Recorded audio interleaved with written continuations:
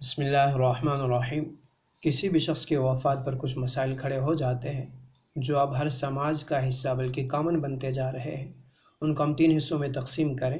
ایک ہے خود میت کے اہل خانے کے لیے کھانے پینے کا نظم، نمبر 2 میت کے قریبی رشتہ دار اور ان کے پڑوسی، اور نمبر 3 میت کا جو اپنا گھرانہ ہے اس سے متعلق۔ جہاں تک میت کے اہل خانے کے لیے کھانے پینے کا نظم ہے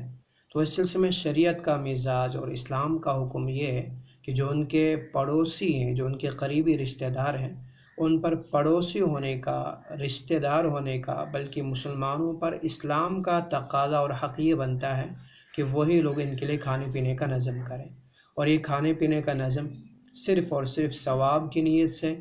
رشتہ نبھانے کے ناطے سے اور ہمدردی کے ناطے سے ہو۔ چنانچہ آپ علیہ السلام کا فرمان ہے اصنعوا طعاما لآل جعفر۔ اس حدیث کے تحت فتاوی رحیمیہ جلد نمبر 8 صفحہ نمبر 194، مشکات شریف صفحہ نمبر 151، حاشیہ نمبر 4، اس میں آگے وہ تحریر کرتے ہیں فیہ دلیل علی انہ یستحب للجیران والاقارب تجہیز الطعام لأہل المیت، کہ اس حدیث سے ثابت ہو جاتا ہے کہ پڑوسیوں اور جو قریبی رشتہ دار ہیں ان پر مستحب ہے کہ وہ اہل میت کے لیے کھانے پینے کا نظم کریں۔ شریعت نے پڑوسیوں کے حقوق اور پڑوسیوں کے ساتھ اظہار ہمدردی اتنی زیادہ جتلائی ہے کہ بخاری کے اندر حضرت ابن عمر اور حضرت عائشہ رضی اللہ تعالیٰ عنہما سے مروی ہے کہ آپ علیہ السلام نے فرمایا ما زال جبرائیل یوصینی بالجار، کہ حضرت جبرائیل علیہ السلام پڑوسیوں کے سلسلے میں ان کے حقوق اور ان کی ہمدردی اتنی زیادہ بتلاتے رہے حتیٰ ظننت انہ سیورثہ، کہ میرا تو گمان ہی ہو چلا تھا کہ ان قریب پڑوسیوں کو وارث بنانے کے احکام نازل ہوں۔ گویا قریبی رشتہ داروں سے بھی زیادہ حق شریعت نے پڑوسیوں کو دیا ہوا ہے۔ یہی آپ دیکھیں کہ شریعت نے گھر آپ اپنا بیچ رہے ہیں اس کے باوجود آپ کے پڑوسیوں کو حق شفا دیا ہوا ہوتا ہے۔ اتنا زیادہ پاس و لحاظ رکھا ہے شریعت نے پڑوسیوں کا۔ تاریخ بغداد کے اندر ایک بڑے محدث ابو حمزہ محمد بن میمون کا واقعہ ذکر ہے کہ ان کے پڑوسی نے اپنا مکان بیچنا چاہا جس کی قیمت صرف 2000 ہے اس زمانے کے اعتبار سے، تو وہ خریدار کو کہہ رہے ہیں کہ میں آپ کو اپنا مکان 4000 میں بیچوں گا۔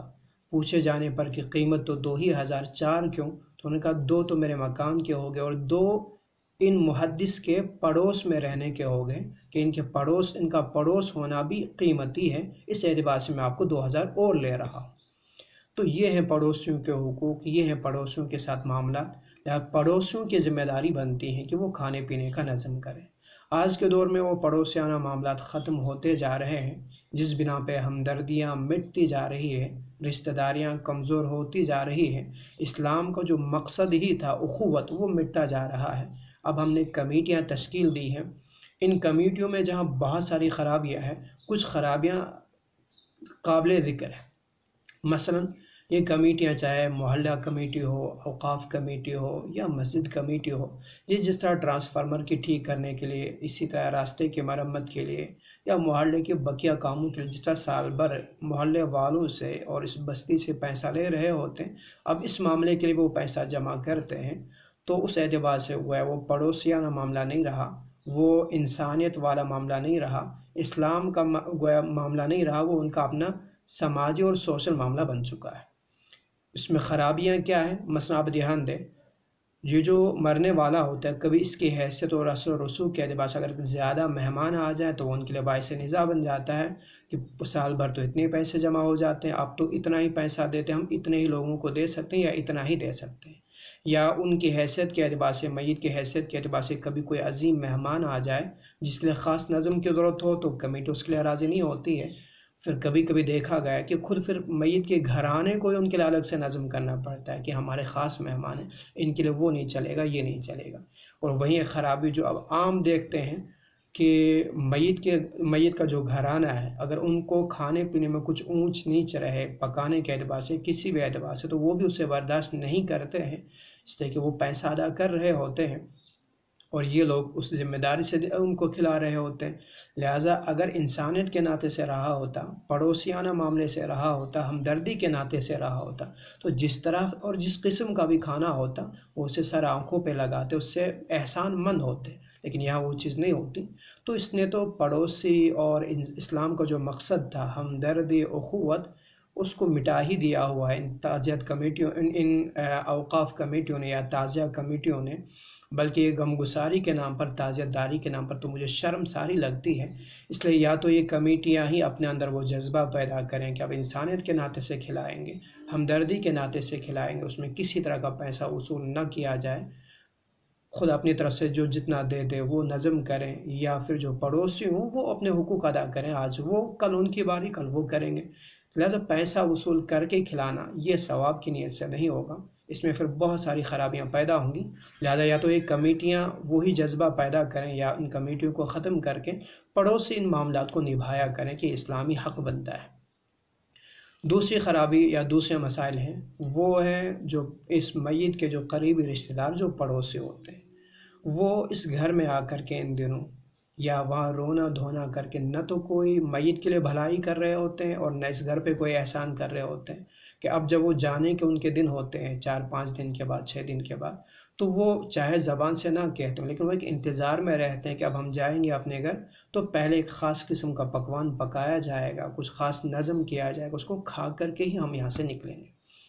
چند دنوں پہلے ایک جگہ تعزیت پہ جانا ہوا تو صاحب خانہ باہر تک ساتھ آئے تو انہوں نے مجھے ایک لفظ کہہ دیا ادب لفظوں میں کہ جی جینا تو دشوار تھا ہی تھا، مرنا بھی دشوار ہو گیا ہے۔ میں نے پوچھا کیوں؟ تو کہا وہ تو گئے ہی تھے لیکن اتنے اخراجات ہمارے سر پہ چھوڑ گئے، اور یہ اخراجات نہ تو اس مرنے والے بیچارے نے چھوڑے ہیں اور نہ یہ اخراجات اسلام نے آپ پہ متعین کیے ہیں، یہ ہماری سوچ نے اور ہمارے کلچر نے خود ہی پیدا کیے ہیں۔ گویا آپ خود الٹا ہے کہ نہیں، جو میت ہے جو اس پہ بھی آپ برا بلا کہتے ہو کہ مر گئے اور ہمارے اوپر اتنی ساری پریشانی کھڑی کر کے گئے، اور وہیں ان جو اب صبر و استقامت کے یا اسی طرح غم گساری کے محتاج تھے، آپ ان پر اخراجات کا بوجھ اور لاد رہے، آپ ان پہ کوئی احسان تو نہیں کر رہے تھے وہاں آ کر کے۔ اس اعتبار سے چاہیے کہ آپ خود بخود نکل جایا کریں، 3 دن ہی تعزیت ہیں، 3 دن ہی غم گساری کو منانے کا حق ہے، اس کے بعد آپ وہاں سے نکل جائیں، وہاں آپ ٹھہرے نہ رہیں اس انتظار میں کہ کوئی خاص قسم کا نظم کیا جائے گا، اس کے بعد ہی ہم وہاں سے نکلا کریں۔ بہت سے لوگ کہہ بھی دیتے ہیں جی ہم نے کوئی نظم نہیں کیا ہے، بس یہ پوفیاں ماسیاں رشتہ دار یہاں تھے ہم انہی کے لیے کر رہے ہیں، تو وہ بھی تو اس غم میں شریک تھے، تو پھر کیا ضرورت ہے ان کو اس انتظار میں رہنے کا کہ خاص کرے انتظام پھر ہم یہاں سے نکلیں گے، وہ فوراً اپنے گھر جا کر کے اپنا نظم خود ہی کیا کریں۔ وہیں جو میت کا گھرانہ ہے اس میں بھی کچھ پریشانیاں اب ہمارے سماج نے کھڑی کر دی ہے۔ مثلاً ایصال ثواب کے لیے ہم نے کچھ دن بھی متعین کیے، کچھ خاص قسم کا طریقہ کار بھی متعین کر دیا، اور اسی طرح اس کے لیے ہم نے خرچات بھی برداشت کرنے شروع کر دیے۔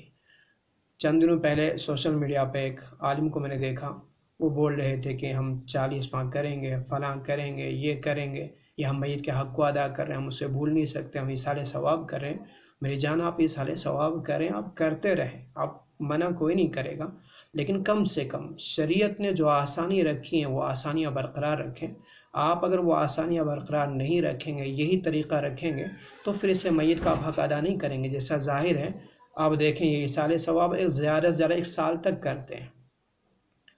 پہلا جمعہ 15 دن یا چوتھا 40واں اور پہلی عید، اس کے بعد کیا حق ادا ہو گیا کہ آپ بھول جاتے ہیں؟ پھر دوسری عید پہ آپ تو نہیں کیا، تیسری عید پہ تو آپ یاد نہیں کر رہے ہیں انہیں، تو پہلی عید پہ یاد کرنا رہا، صرف پہلے 15 دن پہ یاد کرنا رہا، پہلا ہفتہ ہی ہے یاد کرنے کا نہیں۔